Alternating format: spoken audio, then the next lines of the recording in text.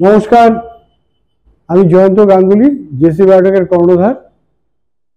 আমার এই টেবিলে দেখছেন ডান দিক দিয়ে বাঁধাকপি, ফুলকপি আর একটা ম্যাজিক বক্স। এই ম্যাজিক বক্সটাই হচ্ছে, যারা এর আগে দেখেছেন তারা জানেন, যারা নতুন দেখছেন তারাও এটার ব্যাপারে জেনে নিন। এই ম্যাজিক বক্সে যে প্রোডাক্টগুলো আছে এগুলো ব্যবহার করে এই শীতকালীন যে শীতকালীন সবজির মধ্যে ফুলকপি, বাঁধাকপি এটাই প্রথমে আসে। সেজন্য এই টেবিলে আমি এই দুটো বাঁধাকপি, দুটো ফুলকপি এনে রেখেছি।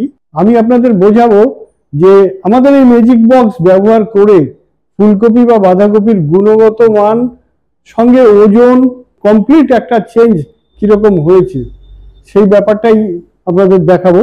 দেখুন, প্রথমে আমি আপনাদের বাঁধাকপি দেখাই। এই যে বাঁধাকপিটা আমার পাশে আছে, এটা দেখুন একটু ফাঁপা, এতে অজৈব জিনিস দিয়ে চাষ করা এই বাঁধাকপিটা ফাঁপা, এই চাপলে অনেকটা নরম ফাঁপা। আর এই যে বাঁধাকপিটা আছে এটা দেখুন কতটা টাইট, ওজনে বেশি, কোনো গ্যাপ নেই।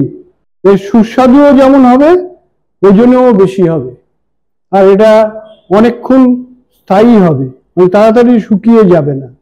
সেরকম ভাবে আপনারা দেখুন এই ফুলকপিটা একদম টাইট, ওজনে বেশি, এ খেতে মিষ্টি, অনেকদিন থাকবে।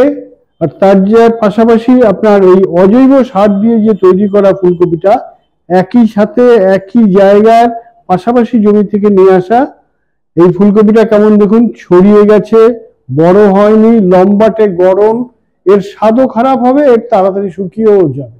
এইগুলো সবই সম্ভব হয়েছে এই ম্যাজিক বক্সের জন্য। ম্যাজিক বক্সে কি আছে দেখুন, প্রথমে হচ্ছে রিজেন, ভিটা কেয়ার,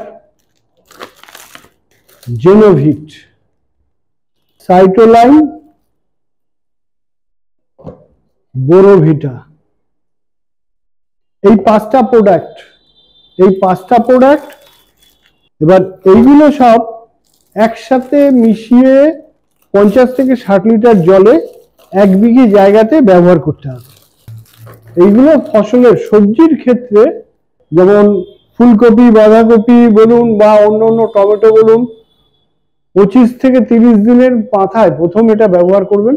ফসল ওঠার অন্তত 15 দিন আগে বন্ধ করে দিতে হবে।